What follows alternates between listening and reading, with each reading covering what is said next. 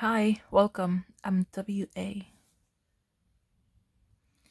In one of my previous mini sketchbook tours, I got a comment, a message asking if I'd made the sketchbook that I was using. This one here for my one landscape a day November. And yes, I did bind my sketchbook myself. I don't have a tutorial on how to bind your sketchbook, but I'm hoping that this video can help you make your own sketchbook with your favorite paper. The person I was messaging with said that it's very hard to find an affordable 100% cotton watercolor paper sketchbook. And I agreed.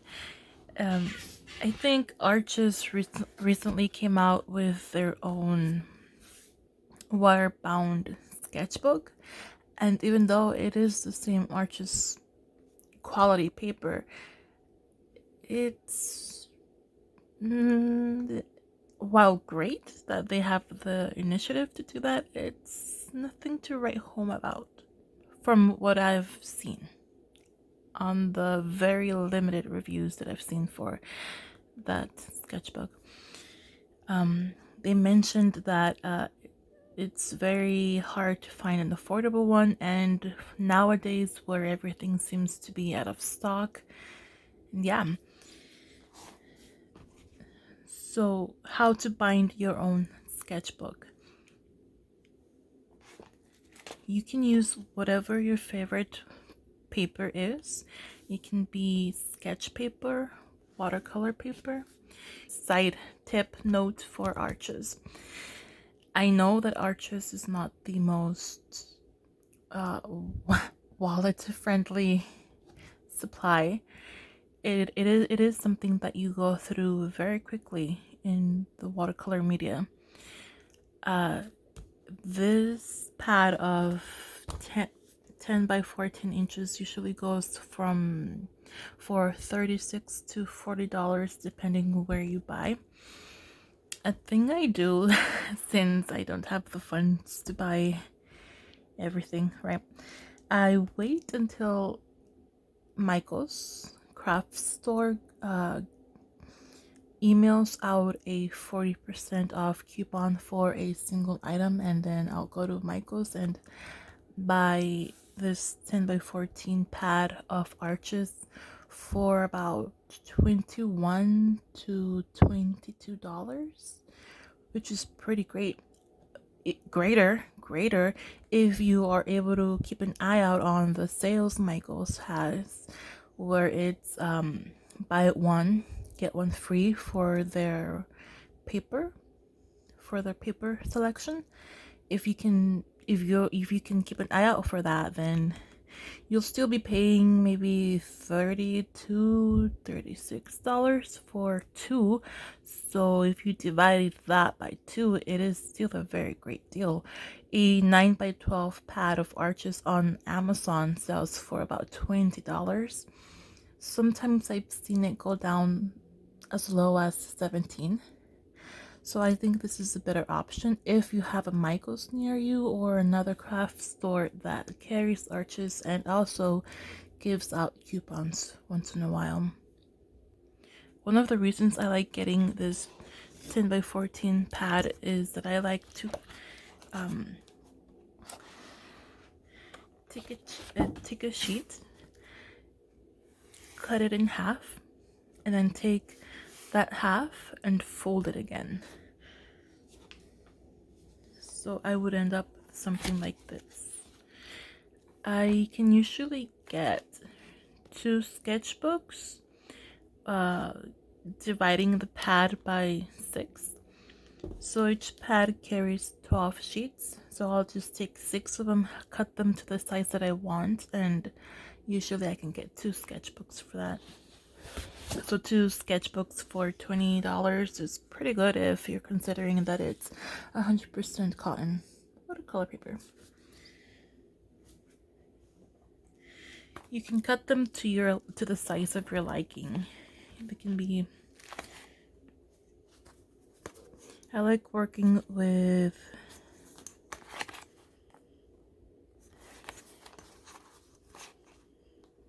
seven by 5 inches, sometimes even if it's a bit bigger, or a bit smaller.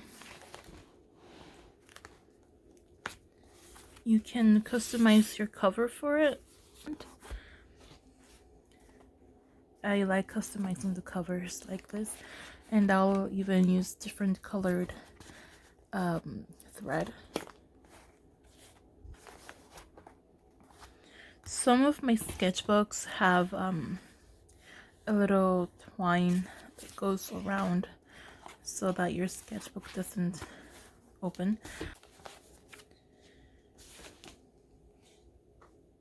If you bind your own sketchbook, you can even do a hardcovered version of it. I bought this sketchbook from sketchbook company. I am not sure of the name. It's run by Autumn Chu. Sketchbook. I'm not gonna remember the name. She hand makes her vintage covered sketchbooks and sells them. And she uses this velvet twine to go around like that. I've made my own hardcover sketchbooks, but I haven't been able to figure out a way where I'm comfortable with the way that it opens on the side page.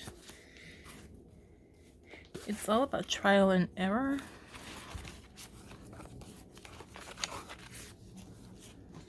Like here, I like the way that she's done this in a way that's not pulling on the cover or the rest of the sketchbook.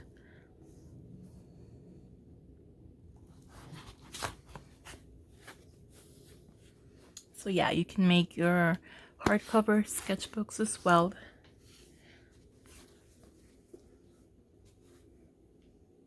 For this, it's very simple. All you need is a needle and thread. So once you know what kind of paper you want to use,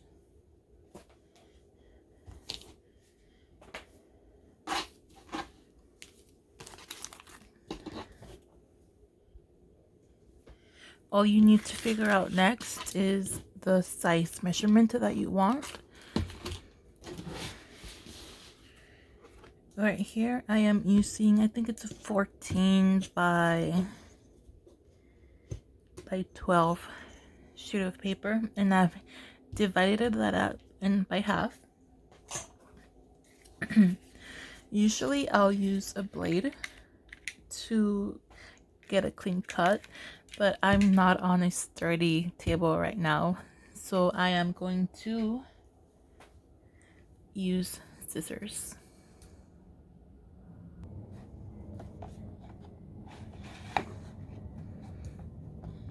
And I am working with 2 sheets, cutting them in half.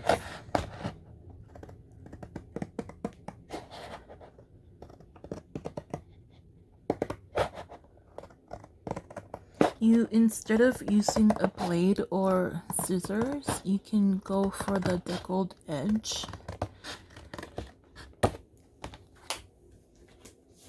Sort of like this. It's not evenly cut. Well, that's great. I don't really like using paper like that because I tape the edges, and when you pull the tape off, you like pull the first layer of the paper as well. But you can do that if you're into that look. So I've cut my sheets in half. With certain paper, you'll be able to tell the grain. Like one side has a different, I don't know if the camera will pick it up here, Let me show you an arches paper. With arches paper, you can see the rough side, which is the painting side, and this back side will usually be a bit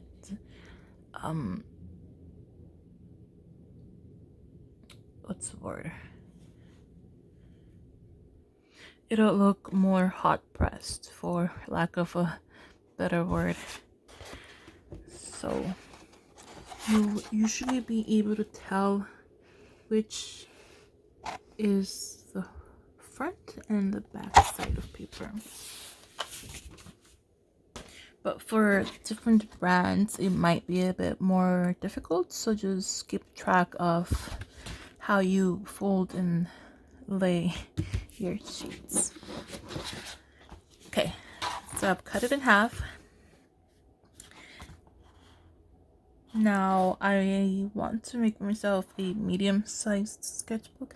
I don't know the A5, A6, those type of words, that terminology. I don't know it. I've never really bothered learning that. Is that bad? I don't know. So I'm just gonna fold this in half. That sounds like something I should probably learn. A5, A6. I'm not entirely sure. So you can use a bone filer or something. I don't know. I use a ruler. My metal ruler has this rounded edge. It would just go like this.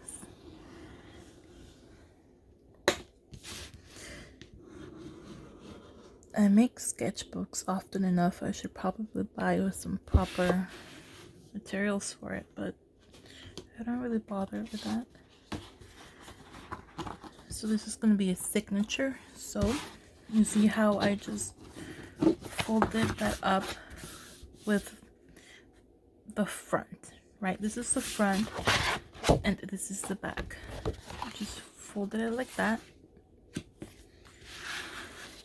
Now if I should fold it like that, it would be just like this, but I'm putting this one inside of the signature. So since the rough grain is on the inside, I'll just flip it and use the smooth side here. Another a person that describes the sketchbook process making very clearly and probably more efficiently is Anne Lar from Following the White Rabbit. She has an Instagram page and a YouTube channel where 4 years ago, I think, she posted her method for creating a sketchbook, from binding your sketchbook to creating the cover for it. This is the technique that I'm using, the one that she explained on her video. I was using this far out. It's been a really long time since I've done it. I want to say Copic stitch, kettle stitch. I used to do that, but I think her method, Lara, I'm sorry, I don't know how to pronounce her name, Following the White Rabbit. I liked her method better. I felt it was easier that way. So if you have any confusion after this, go and check her out. I'll link the video of hers. So you see how I folded this one with the smooth side on top. No, I'm sorry, with the smooth side on the inside and the rough side on the outside. So it'll just go like this, so that the grain will match. Because if not, if not, it would be the rough grain and the smooth grain on the same side, and it would just not match. It's a really big pet peeve of mine where mass-produced sketchbooks do this. It's like, just try a little bit harder and match the grain.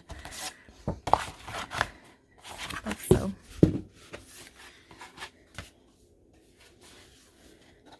So again, this is the front of the sheet, and this is the back of it.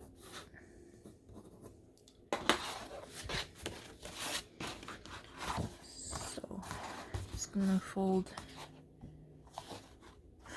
confused myself, the front here, the other front, so that the back is facing up.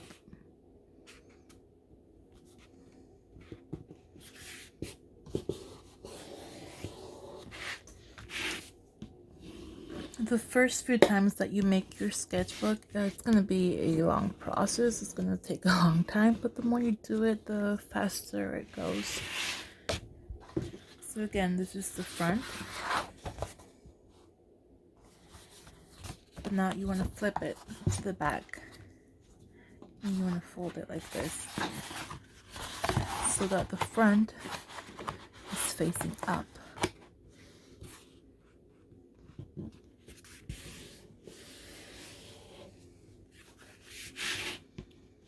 I really like making my sketchbooks because, one, you can control what kind of paper, what quality of paper you're putting into it, and two, you can control the size. If you want it bigger, if you want it smaller, rectangular, square. So this is the back. I like making my sketchbooks where the smooth side of the back of the sheet looks up towards the world, because I really like using the rougher grain. And since I like to decorate the cover, I won't feel too bad about wasting that side. So the front with the front, you have two fronts together, and your backs together, your fronts together, and as well with this one. So now you have the back and the back touching like this. So even with these two different signatures, it'll still be the same grain. And you can add more or less signatures, as many or as little as you want yours, depending on how thick you want your sketchbook to be. It's a thicker one, a thinner one.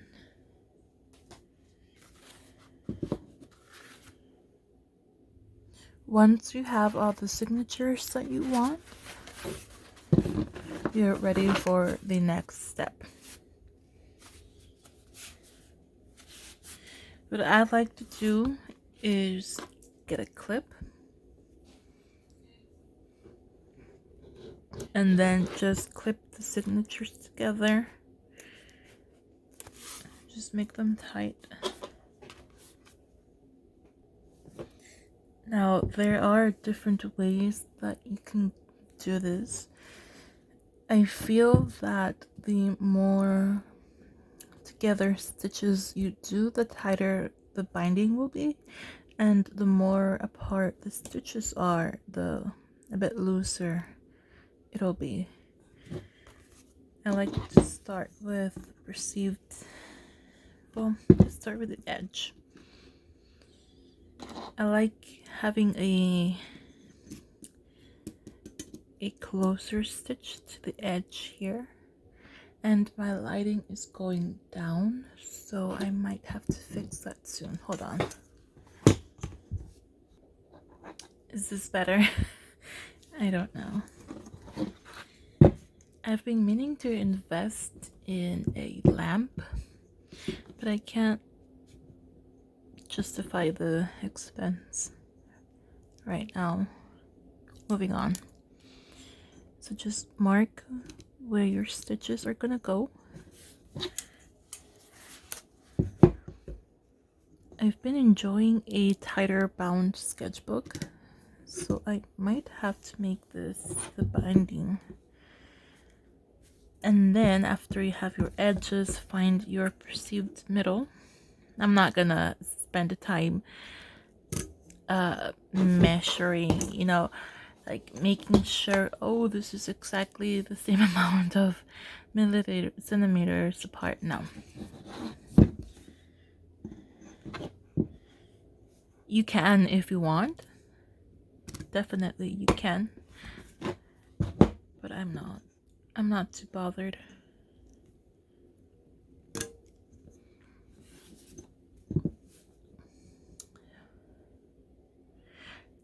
I'm not sure if it's better to have an even number or an odd number.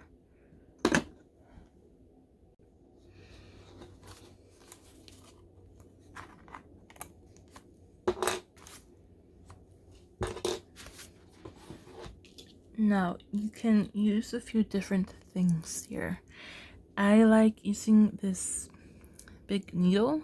You can use a regular needle, or if you happen to have that fingernail, what are they called? They look like a little pen, but they have sort of like an edge like this with a little ball on the tip so that you can decorate your nails. You can use that. I used to do that up until it broke. Then I didn't have anything for a long while until I got that needle. For the next part, you might want to use the back of your paper pad or something soft that you don't mind getting holes stabbed into. So now you're gonna find where you made that stitch mark.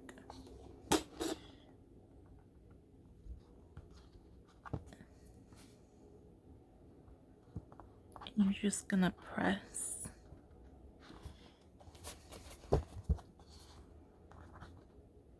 Sometimes it's easier, sometimes it's harder, depending on the paper you're using.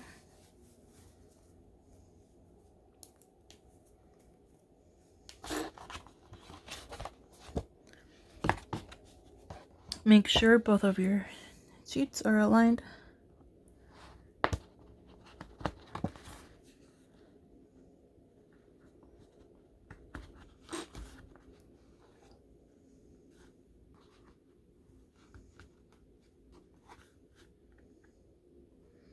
And be careful with your fingers underneath.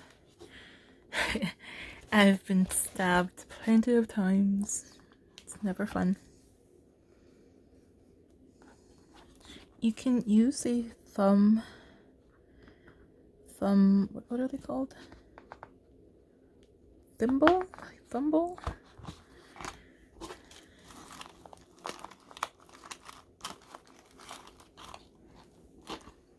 One of these if you're using a regular needle to just do that.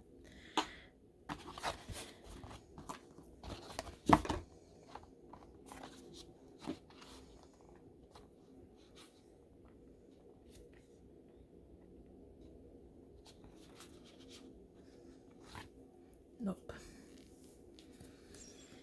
I usually do this when I'm alone, but I want it to be a bit more classy on camera. It's just not gonna work out that way. Like that. Then do that for all of your signatures.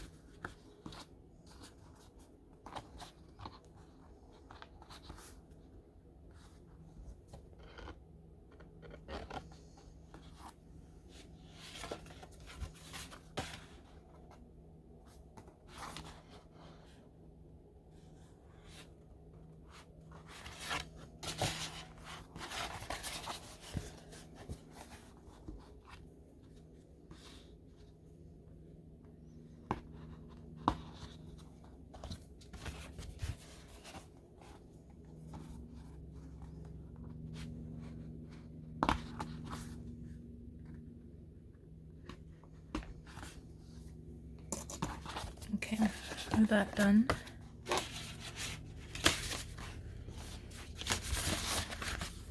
make sure that they are all matching or close enough.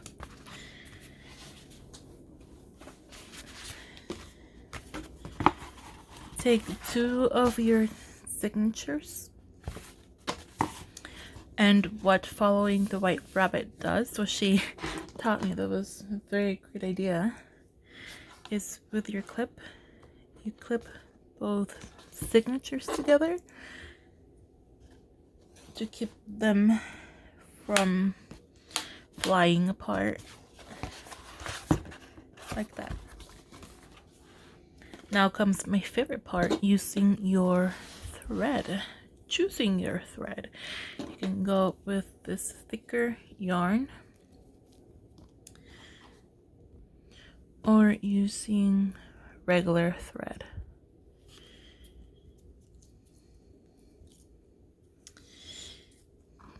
Have the choice of coppery red or green, yellow or baby powder blue.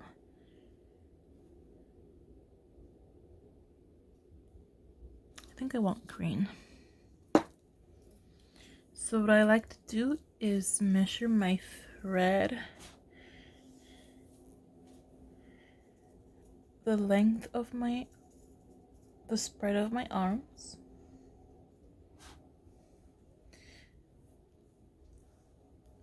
usually I have to do two lengths of my arms because I always use a thicker sketchbook spread, but I think all I need is about 2 feet of yarn. I think that should be enough. More than enough, definitely. Okay, now I have this little thingamabob here.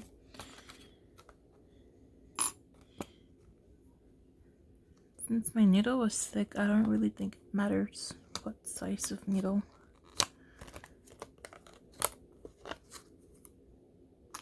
I used to make the holes, the paper holes with the needle. I don't know if you can you see it's bended?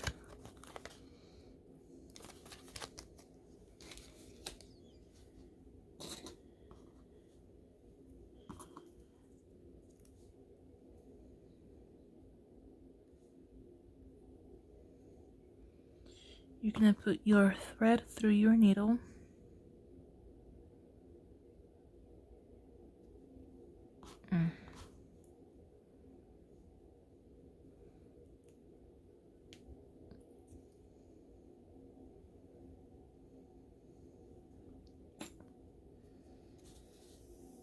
And always make sure to keep a shorter length and a longer length.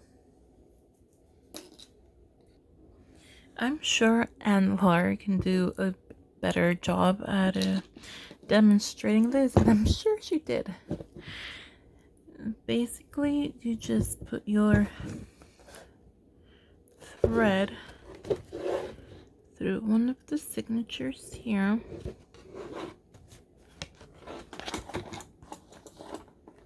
Careful with your fingers. Let me just move all of this away.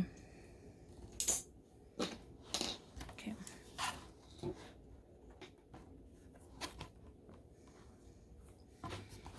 And pull through.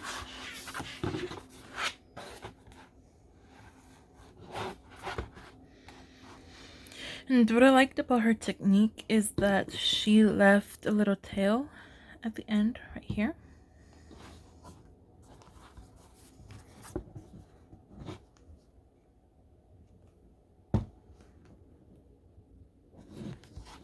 And then back out through here. And here you're gonna go across to the next stitch. Pull it through. I think My needle has something. Rust, probably. Pull it through.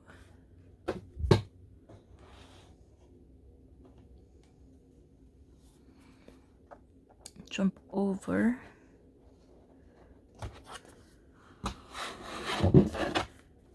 Like that.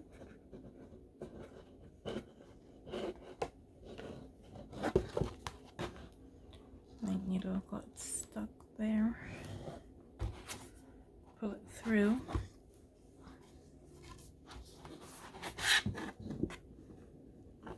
Then I should have used the yarn so that you can see better, right? Live and learn. Oops, here you can see that my holes are not aligned.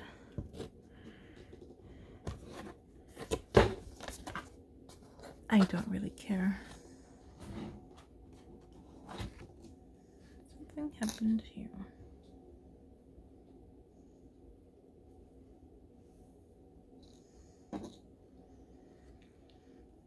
You can use waxed thread to prevent any knotting of your thread, but I don't have that.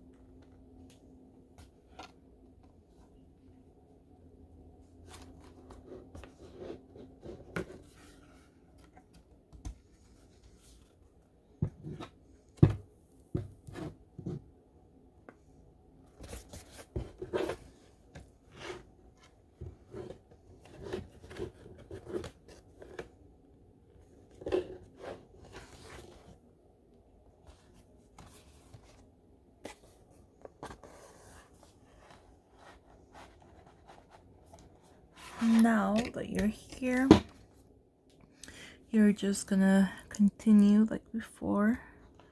Thread it through here.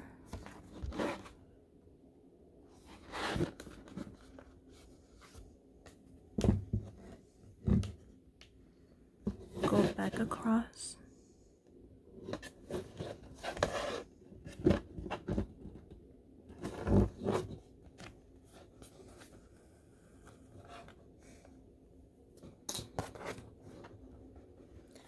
Pull your thread tight, not too tight, you don't want to break it.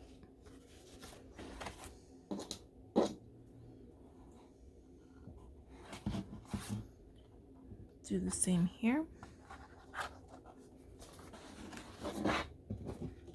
Pull it through.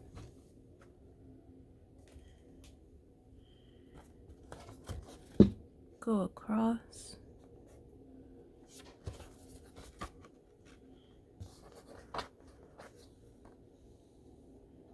Pull it through.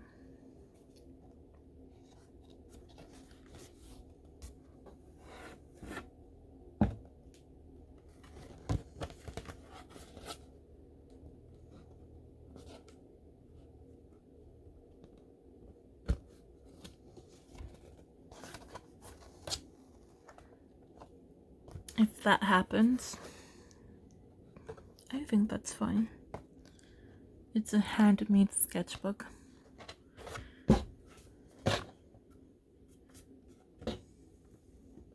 Here. This is where I like having this little tail.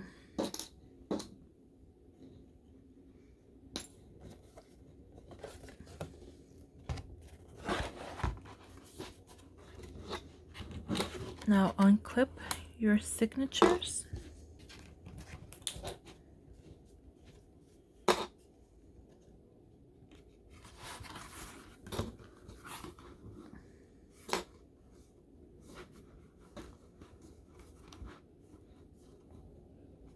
And then you're just gonna tighten the thread and then make a knot. I like making a few.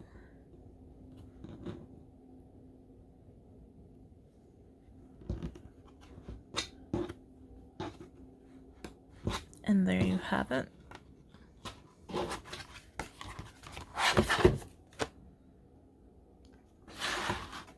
And since I have a third signature here, just gonna make sure they align. They do not. There.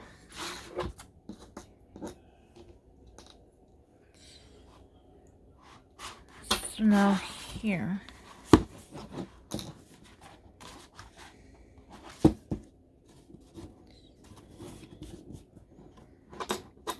I like clipping these two together as well. You don't have to. Sometimes I don't. Sometimes it creates more work for you because it'll pull on the binding here. See, it's not always perfect. There.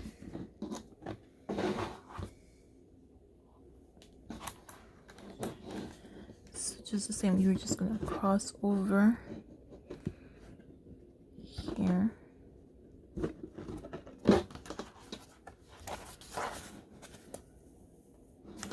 You see how that will bind the signatures together.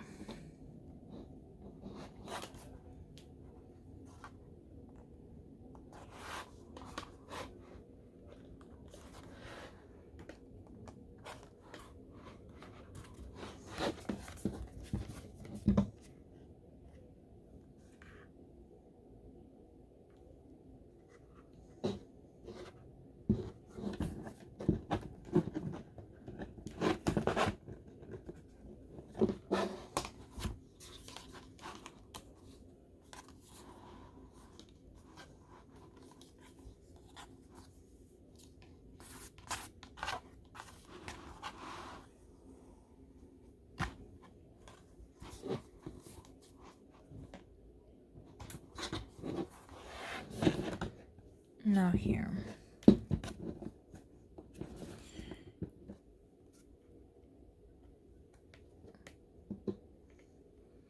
You see this little bridge here?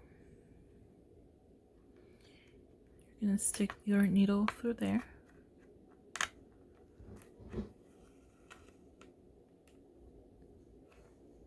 And pull.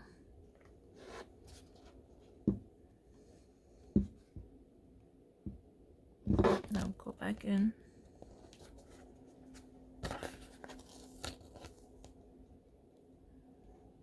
I got a little knot here on the thread.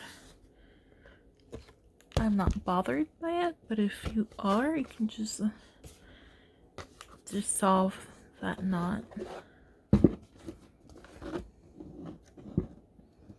Again, here, and stick your needle through.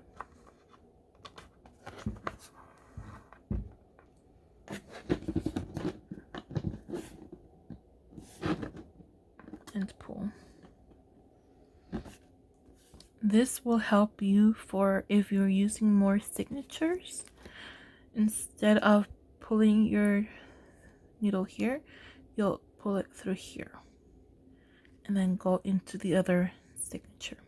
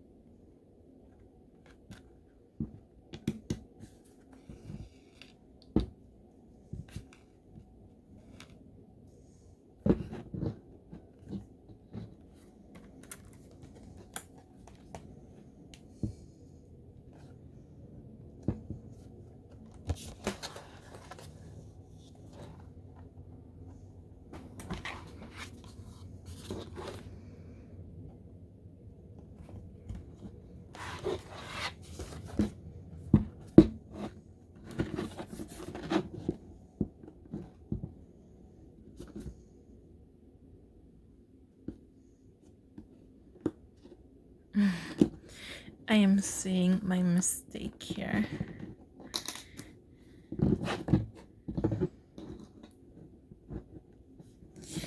I think you do need an even number of signatures because now I have to work my way back up.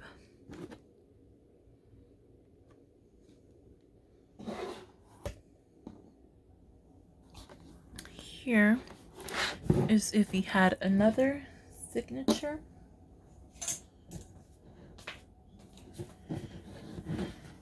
You can use the same thing. You would just jump over to the next hole and continue the process. But I am good with just 3 signatures, so I'm gonna work my way back.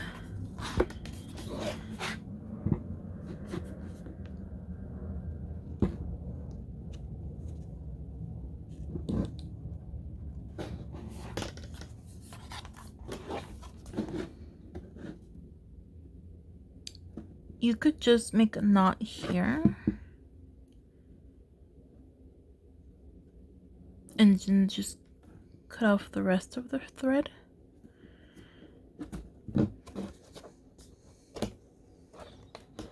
But I do want to work my way back.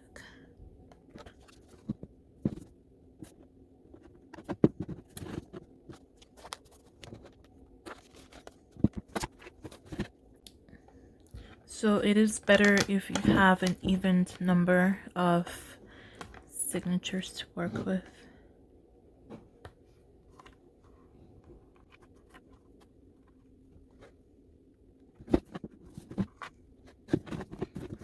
But you know, this is the beauty of making your own sketchbooks. You can control the number of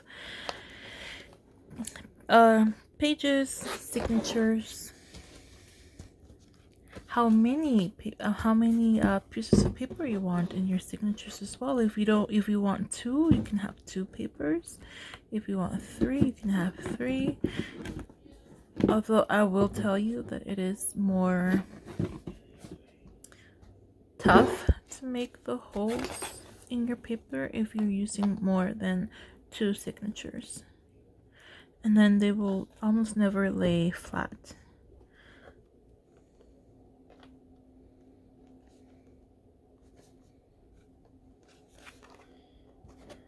So 2 signatures is the recommended amount. You do you though. Okay.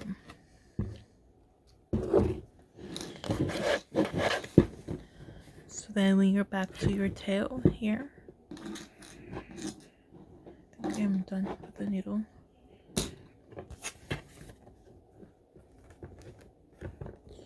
You're gonna make a knot.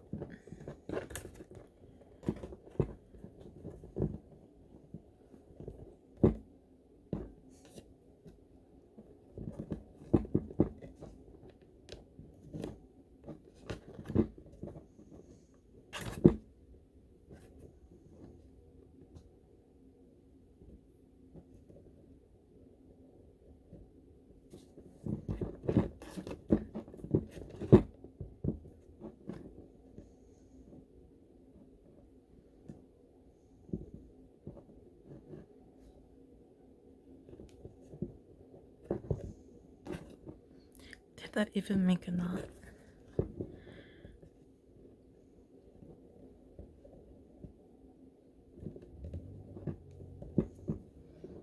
There.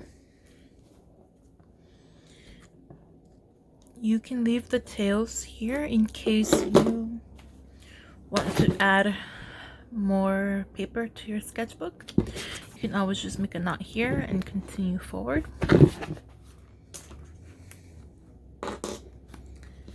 And there you have it. Remember, the more close together, more little stitches that you have, the tighter the binding will be, and the fewer distance you'll have here between the signatures. So now you'll have your own handmade sketchbook with your favorite watercolor paper, your favorite sketch paper. You can control the paper, the quality of your paper, the color of your stitching, the covers of your sketchbooks, the size, the length, the width, how thick you want it, how thin you want it. You're in control here, babe. So that's all. I hope that this helped you. If it didn't, then I'll link Following the White Rabbit's YouTube channel with the video I am referencing to. Thank you. I hope that I was able to help you, person I was talking to in the comments. So if you want to go through all the work of making your sketchbook, it is definitely worth it. It is definitely worth the work, the time spent doing this. I believe so. I like being in control of the supplies that I'm using. So if you decide to try your hand at making your own handmade watercolor sketchbook, follow me on Instagram at Canadian_BACO, Canadian Baco. Show me your art. Tag me if you take your hand on making your own sketchbook. Alright, thanks.